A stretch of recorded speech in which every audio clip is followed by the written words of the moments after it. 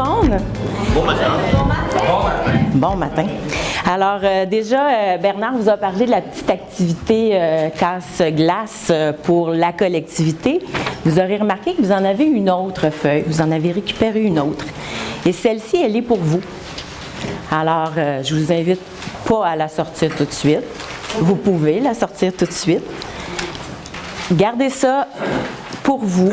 Je vous invite à la compléter chez vous et à peut-être ensuite la mettre de côté ou encore l'appliquer au quotidien dans votre vie. De revenir ensuite peut-être quelques temps plus tard et voir qu'est-ce qui a changé. Est-ce qu'il y a quelque chose qui a changé? Est-ce que ça a apporté une différence dans ma vie? Et ça, c'est vraiment très personnel.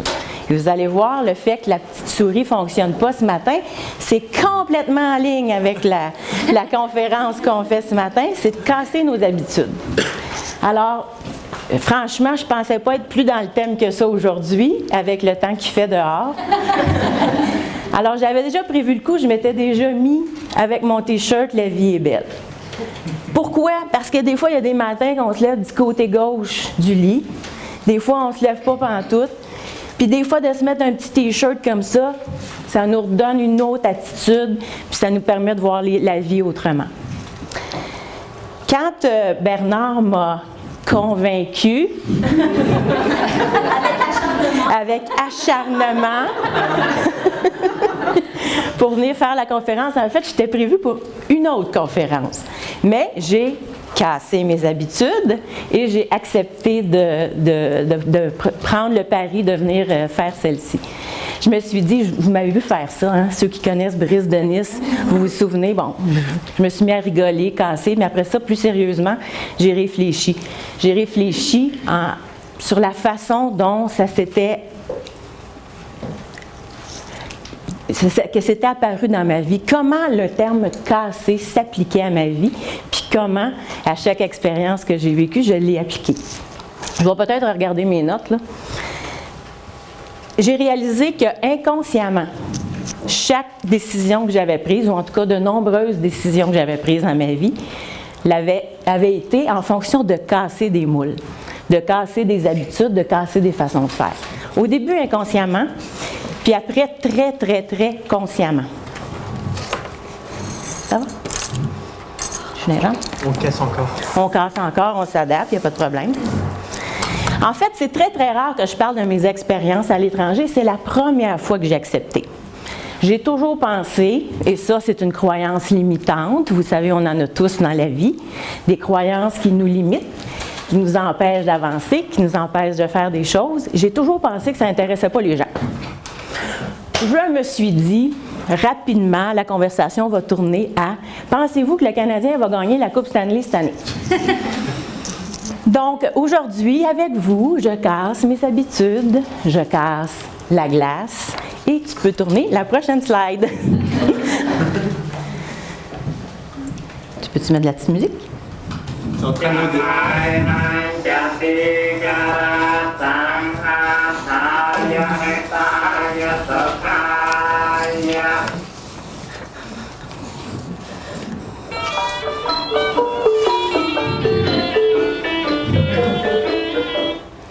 Donc, Sum Kurup, Luk Salai Nye Kanya, Kiam Satsabai Menten, Kiam Chumo Sonia, Kiam Opi Canada. Bon, là, vous dites, oui, qu'est-ce que c'est ça?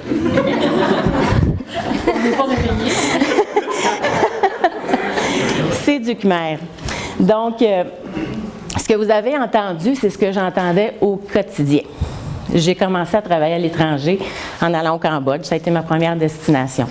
En fait, j'ai commencé à voyager très jeune, à 15 ans, et à 17 ans, je suis partie sac à dos pendant 3 mois en Europe. Et c'était comme une évidence que j'allais travailler, que j'allais faire de l'étranger, comme on dit. Peut-être que je vous cache. Non. Tu peux le défiler, Bernard.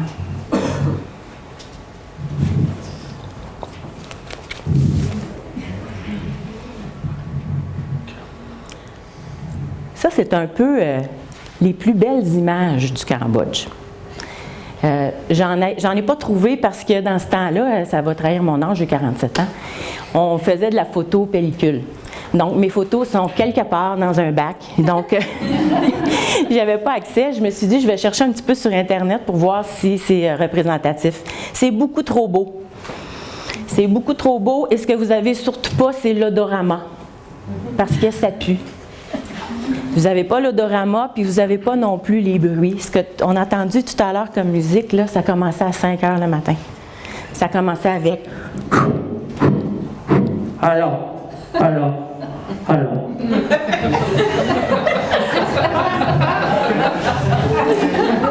Puis ça recommençait. Alors. Ça, c'était les bonzes, les moines qui se préparaient à la prière du matin. À côté de ça, j'avais ma voisine qui balayait sa cour intérieure avec son petit balai. On entendait... Puis les gougounes.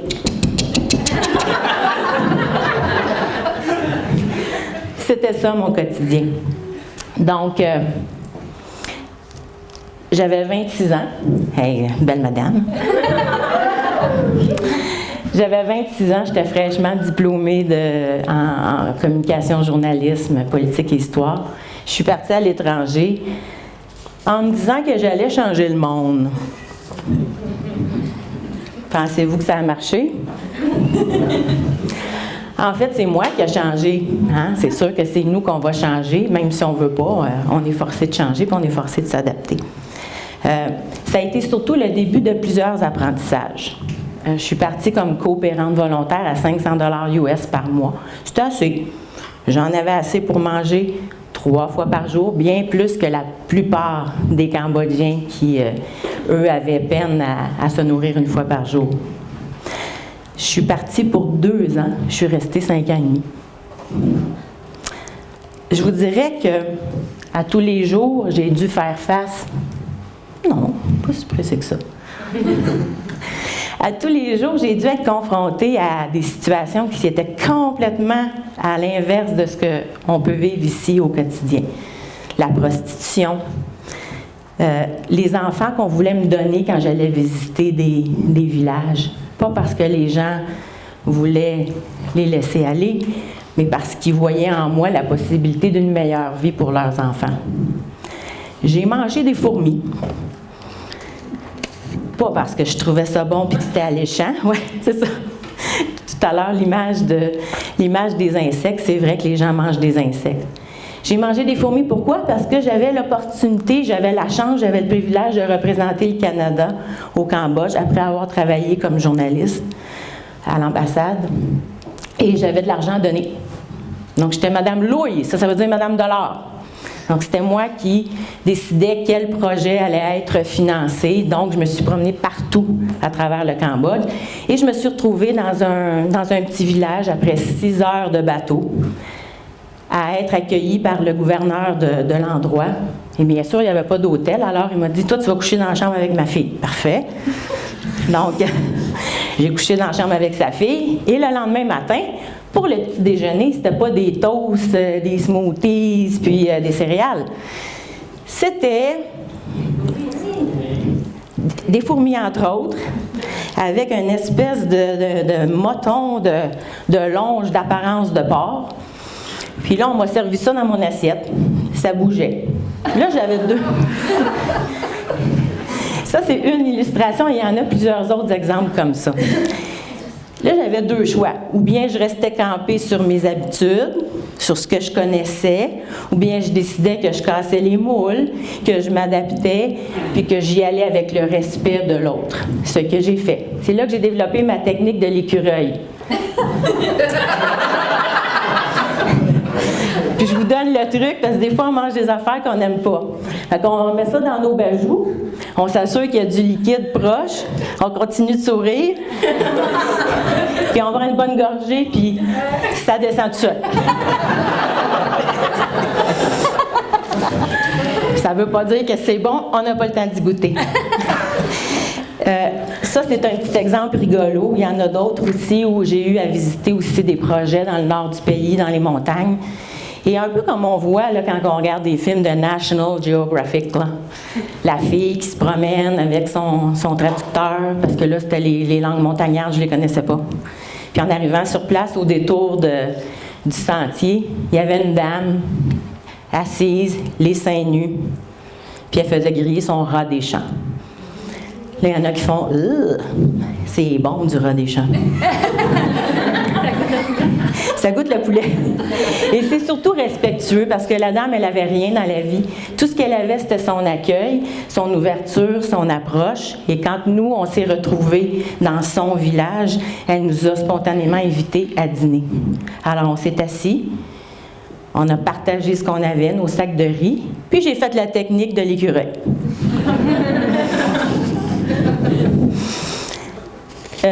Ça, c'est quelques anecdotes comiques. Il y en a des peut-être moins comiques. Je vous dirais que le premier apprentissage que j'ai fait, qui m'a forcé à voir les choses autrement, à casser les façons de voir, c'est au tout début. J'étais journaliste, on arrivait le matin un peu comme Patrick Fell avec ma caméra à l'épaule. On est allé dans les champs de rizière, puis j'avais de l'eau jusqu'ici. Dans la boue, il y avait des serpents peut-être qui passaient à travers, entre les jambes, puis on se disait « j'espère que ça va bien aller ». Puis le soir, je me suis retrouvée à l'ambassade parce que dans ce temps-là, je représentais aussi un peu le Canada. Et pas un peu, beaucoup. Et je me suis butée à des fonctionnaires. Il y en a qui se reconnaissent.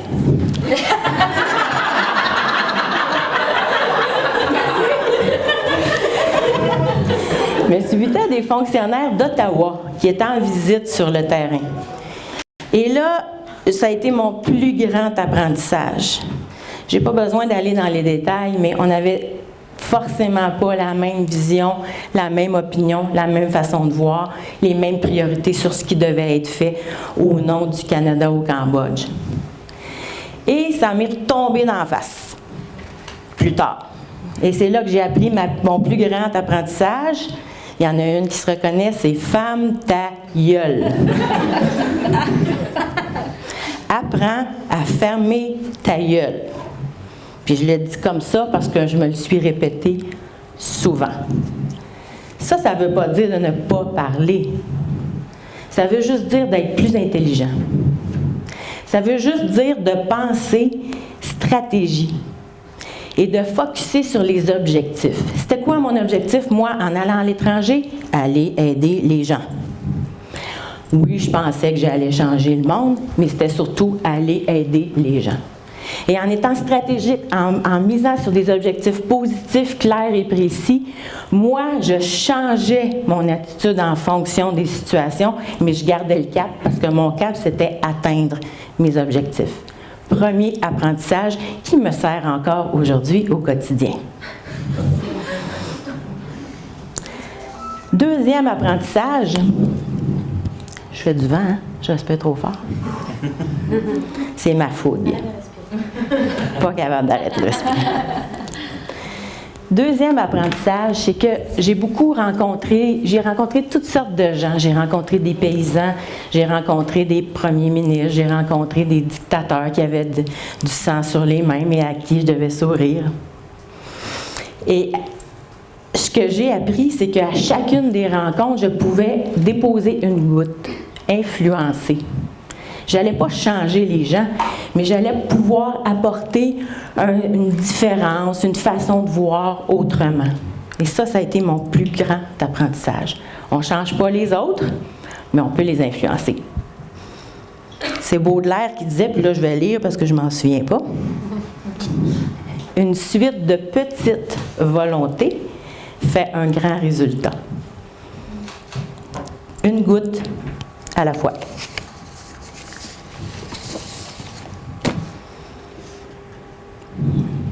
On change d'environnement. Casser l'ordinateur. Tout est cassé. C'est pas grave, je vous ai dit que j'avais une grande capacité d'adaptation, on s'adapte. Alors, on est rendu au Kosovo. Kosovo, c'est, dans le fond, fait partie de l'ex-Yougoslavie. Vous avez peut-être entendu parler de Tito à l'époque, qui est un dictateur et qui tenait bien serré plusieurs républiques ensemble avec un doigté de fer. Et je me suis retrouvée au Kosovo, autre environnement, en 99.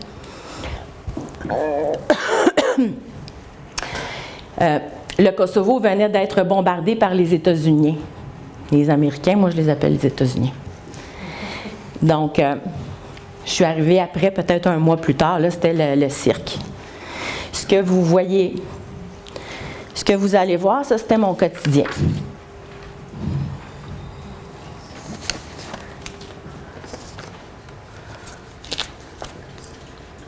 Je suis certaine que vous l'aimez celle-là.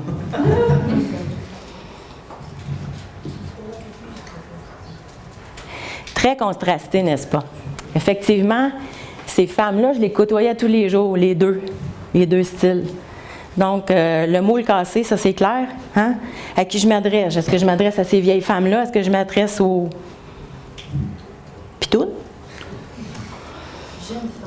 Jeune femme. Je te remercie, Cécile, de me recadrer.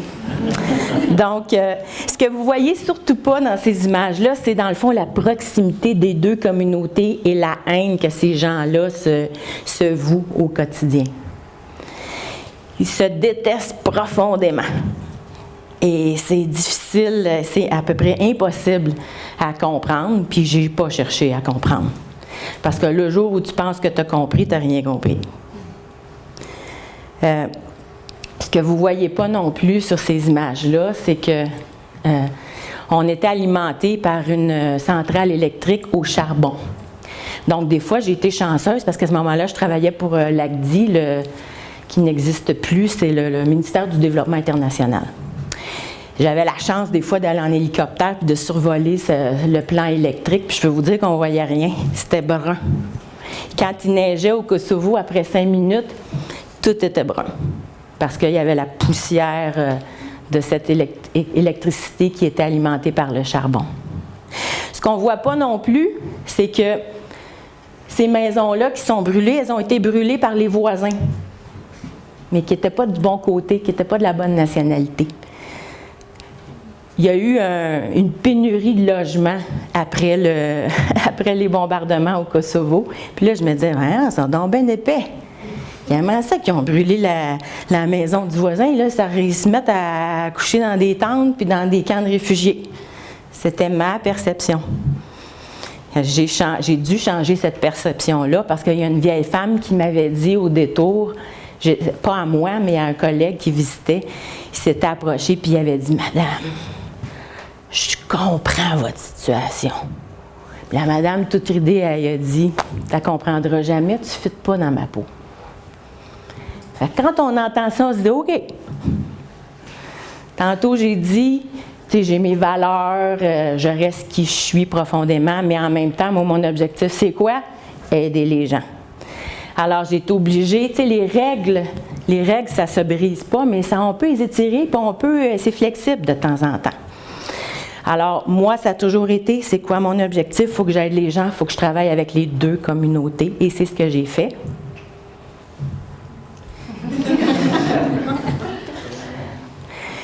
Ça a l'air anodin. Ben, en tout cas.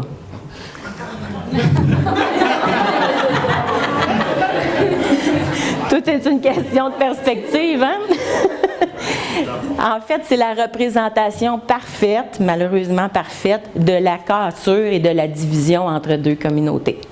Ça, c'est le pont, un pont qui relie deux villes, deux côtés d'une rivière. C'est le pont de Mitrovica. Au nord, les Serbes y habitent et au sud, ce sont les Kosovars albanais. Et à chaque jour, la chicane était poignée. À chaque jour. Il y avait ça, c'est les tanks de l'ONU, là. Alors, les tanks de l'ONU étaient là. Il y avait les Kosovars qui arrivaient, qui pitchaient des cocktails Molotov, qui empêchaient les gens de passer. Puis là, tu sais, c'était comme un balai. Il avançait, il reculait, puis ça durait comme ça à chaque jour. À chaque jour, puis à chaque jour, puis à chaque jour. Si j'étais arrivée là avec mes beaux principes de résolution de conflits, dans la paix, on s'assoit, on fait des sit-ins, je ne serais pas là pour vous parler. Alors, c'est sûr qu'on n'a pas le choix de s'adapter. Et surtout, mon deuxième, je ne sais plus combien de apprentissage, en tout cas un autre apprentissage, c'est là, mais trop vite, C'est là que j'ai commencé à apprécier les petites choses de la vie. Vous allez dire, ça s'en va au Kosovo pour apprendre les petites choses de la vie. Oui, parce que notre bonheur quotidien, c'était de partir le matin. Là, je suis au Kosovo. On est en Europe, là. C'est les Balkans. Là, on se dit, tabarnouche, ça va être évolué, les gens vont être civilisés, c'est des Européens.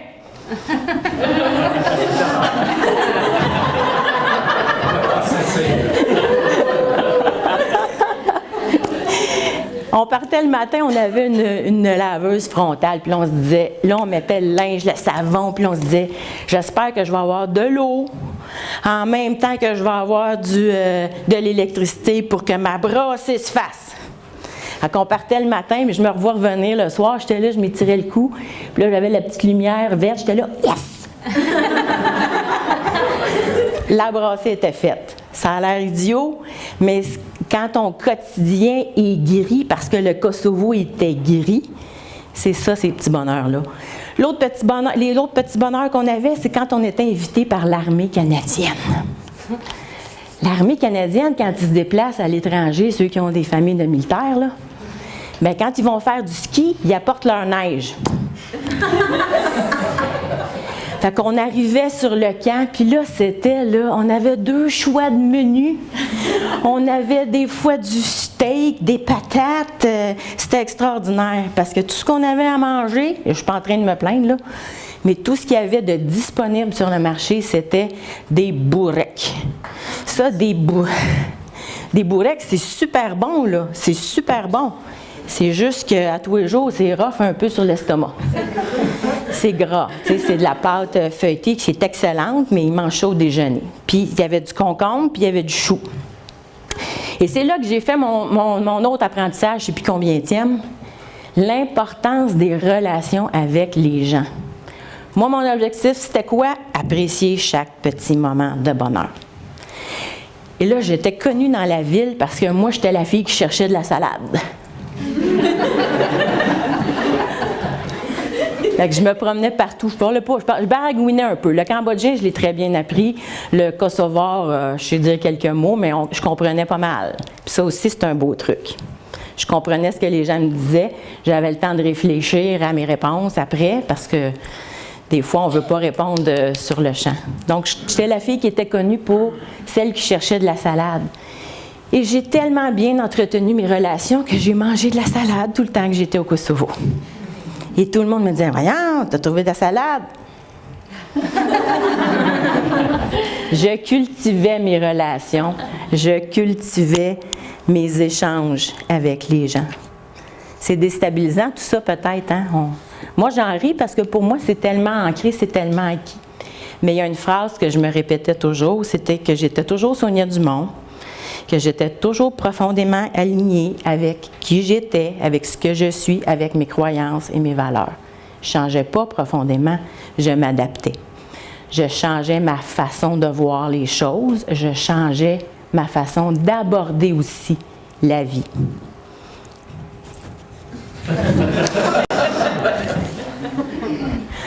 Là, on est rendu en Irak. J'aurais donc aimé ça que vous entendiez les musiques. C'est comme 3 pays avec de la musique un peu déstabilisant. Donc, en Irak, moi, j'étais au nord ici.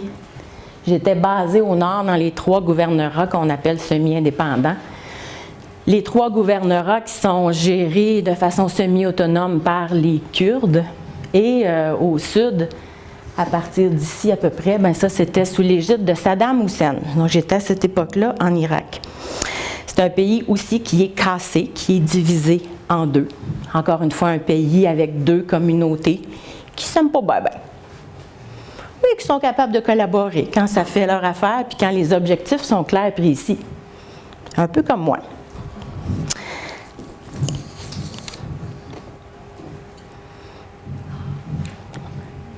Il faudra que j'accélère, je parle tôt. Donc déjà, j'avais plus d'expérience. Déjà, les images ont l'air plus joyeuses. J'ai fait le choix de les choisir joyeuses aussi, mais elles étaient quand même. Déjà, j'abordais la vie avec plus de légèreté. Déjà, je comprenais que les petits bonheurs, les petits plaisirs étaient plus importants que tout le reste. Puis que, comme j'adaptais ma façon de voir les choses, la vie, bien, Tout était possible. Il veut que je fasse vite. Là, vous allez dire, peut-être ça a l'air misérable tout ça. Non. Moi, le petit roux qui est là, il m'a fait tordre de rire parce que je suis allée visiter ce village-là qui avait été bombardé à la frontière de l'Iran. Puis j'ai dit, qu'est-ce que c'est ça, un roux en Irak?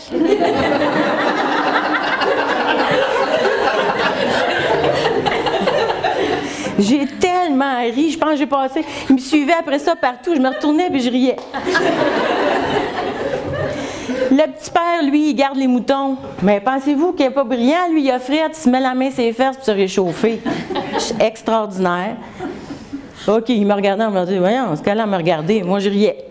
L'autre, ça, c'est ma petite fashionista. On est dans un camp de réfugiés. Ça, c'est pendant que les États-Unis ont bombardé encore, parce que moi, j'ai été évacuée. Je la trouvais extraordinaire. Regardez-y le look. Tu sais, petit col de semi-fourrure. Avec la suce dans le cou. Puis eux, une attitude. Hey, c'était une journée de schnout, là, bien pire qu'aujourd'hui, là. On visitait un camp justement de réfugiés avec des maisons en terre battue, puis comme vous voyez, il venait de neiger. Voulez-vous bien me dire pourquoi il s'est mis des lunettes de soleil? C'est là que, tu sais, vraiment, mon attitude a beaucoup changé.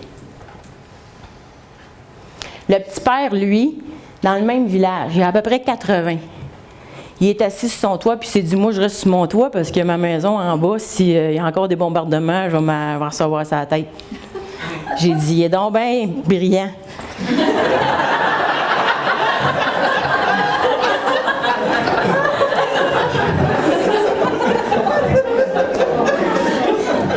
Regardez l'ingéniosité, on a pris des cannes, ça c'est des contenants d'huile, puis ils ont décidé qu'il n'y avait pas de porte, puis que ça serait une bien meilleure idée d'avoir une porte faite avec des retailles de cannes d'huile.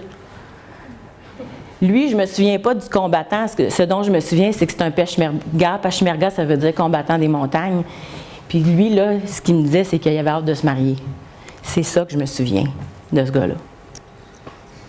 Ici, quelqu'un aurait pu dire, mon Dieu, tout le monde est armé. Ben oui, tout le monde est armé. Moi, c'est pas ça que j'ai vu. J'ai vu les petites fleurs à la boutonnière. On était dans une visite officielle avec les représentants de l'ONU. Je dis, ils sont donc bien comiques, les boys, avec leurs fleurs. Puis quand tu t'approches des gens de cette façon-là, c'est sûr qu'il y a une relation qui se fait, puis c'est certain qu'il y a une interaction qui arrive. Ici, vous avez encore une cassure, un contraste. Lui, il a une AK-47 dans les mains, puis moi, j'ai un appareil photo. On est au nord de l'Irak, j'ai le droit de prendre des photos. Au sud, sous le régime de Saddam Hussein, j'aurais été persona non grata, il m'aurait kické out, comme tu dis, du pays. Parce qu'on n'avait pas le droit de prendre aucune photo des installations. Mais je peux vous dire, j'en ai en titi dans ma tête des photos. Des photos de la face de Mongol de Saddam Hussein, parce qu'il est sur tous les panneaux, comme un grand dictateur. J'ai beaucoup ri intérieurement. Et c'est là que j'ai fait un autre apprentissage. Ah, t'es trop vite. J'ai 5 minutes, hein? Je ne pourrais pas finir. On va être obligé de faire une autre conférence. En fait, je vais juste vous dire qu'en Irak, ce que j'ai appris, puis ça serait une trop longue histoire à vous raconter, mais j'ai appris à prendre des risques. C'est là que j'ai appris que ce qui était le plus important, c'était mes objectifs. Pour faire une longue histoire courte, parce que j'ai insisté pour enfreindre les règles de l'ONU, bien, on a probablement sauvé la vie d'un gars qui avait été faussement amené dans les montagnes pour avoir supposément apporté des bombes dans le nord du pays. Mais si je n'avais pas insisté pour aider l'autre, je ne sais pas ce qui serait arrivé avec ce gars-là. Et pourquoi je dis la relation? Parce que quand je suis arrivée sur place, j'ai réalisé qu'il parlait français. C'était un Tunisien. Là, on a fourré tout le monde. Parce que là, toutes les autorités pensaient contrôler l'information. Puis moi, j'étais capable de communiquer avec lui, d'échanger avec lui. Et encore aujourd'hui, je souhaite qu'il soit vivant. On est rendu à une place que vous connaissez.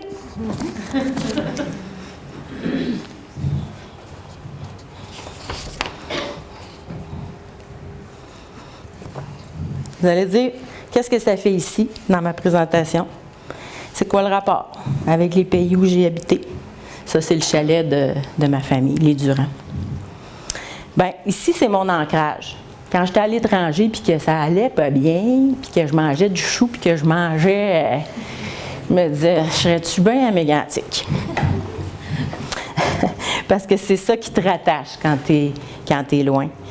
Comme au Cambodge, comme au Kosovo, comme en Irak, moi je dis toujours que je suis capable d'intervenir ici avec qui je suis. Avec Sonia Dumont, qui vient du Québec, avec mes croyances, avec qui je suis et avec mes valeurs. Je pense que je peux apporter ma goutte d'eau pour le devenir de Mégantic. Je sais que je peux naviguer. J'ai un thème de l'eau, hein, puis ça revient tout le temps.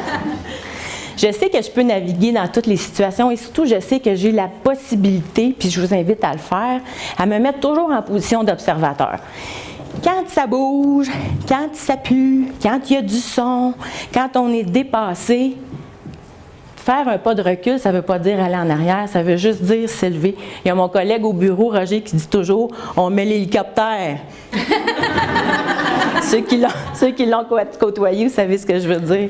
Moi, je ne mets pas l'hélicoptère, mais de se mettre en retrait pour mieux évaluer la situation, pour être encore plus stratégique dans l'atteinte de nos objectifs, c'est toujours payant puis c'est toujours gagnant. Puis ça permet de respirer. Mais pour ça, il faut agir avec une attitude d'ouverture, puis d'être clair avec qui on est, puis assumer notre identité. Et ça, c'est le plus important. Ça, c'est moi. Je m'excuse, c'était pas celle-là que je voulais que tu montres, la prochaine. Oui, c'est celle-là. Ici, comme dans les pays où... les quelques pays que je vous ai montrés, j'en ai visité d'autres, mais ceux-là, j'ai habité longtemps. J'ai été partie 11 ans à l'étranger. Mais c'est très similaire ici, ce qu'on vit à Mégantic. Nous, on n'a pas subi la guerre pendant des décennies. On a subi ce que tout le monde sait, la tragédie. Puis des fois, on pense que la marche est haute. Le petit poutre, là, bien, il a de la misère à monter, mais il est à veille de monter. Parce que l'humain est fort. Ça, c'est un processus de changement. Vous n'avez pas besoin de tout lire, les petites slides, là. Ce qui est important de savoir, c'est que Mégantic est... Je m'excuse, Claudia, je te cache depuis le début, je viens de réaliser. C'est que Mégantic est en changement, il est cassé par rapport à son passé. Il y a une transformation profonde, mais ça ne survient pas d'un coup, ça prend du temps, c'est un cheminement. Puis, il y a de l'inconfort qui se manifeste. Parce qu'avec le changement, on sait ce qu'on perd, on ne sait pas encore ce qu'on gagne. L'eau, encore le thème de l'eau, réussit à éroder, à effriter des rochers. Alors, l'inconfort, c'est la même chose, ça va finir par se dissoudre. Je me répète en boucle avec le changement, on sait ce qu'on perd, on ne sait pas encore ce qu'on gagne. Ça, c'est une croyance qui est aidante. Au début, je vous ai dit que j'avais une croyance limitante, que je pensais que personne ne serait intéressé. Ça, au contraire, ça aide de penser qu'on ne sait pas encore ce qu'on gagne, puis ce qu'on va gagner, ça risque d'être beau en tabarouette. Entre-temps, continuez à respirer. Continuez à vous ancrer comme communauté ensemble. Il y a quelqu'un qui disait, puis je trouvais ça super beau, je l'ai repris, regardez ensemble, voir autrement. Moi, c'est ça que j'ai fait individuellement. Fait que je vous invite à le faire en groupe. Puis c'est pour ça que je me suis mis au coaching. Je suis formée, vous avez vu des cartes d'affaires. En passant, ils ont raté mes cartes. J'ai des cartes cassées, ils ont cassé le moule, ça n'a pas bien été, puis je me suis dit, parfait, on reste dans le thème. Il y en aura d'autres, mais en attendant, l'information est là, c'est ça qui compte. Je me suis mis au coaching, c'est-à-dire je me suis formée au coaching parce que ce que j'ai réalisé, c'est que la constance dans toutes mes expériences de vie, c'était que c'était l'être humain qui est important, que c'était l'échange avec les gens puis entre les gens. Alors, le coaching, c'est accompagner les gens dans leur changement, dans tout ce qu'ils vivent. Bonne journée tout le monde! Yeah.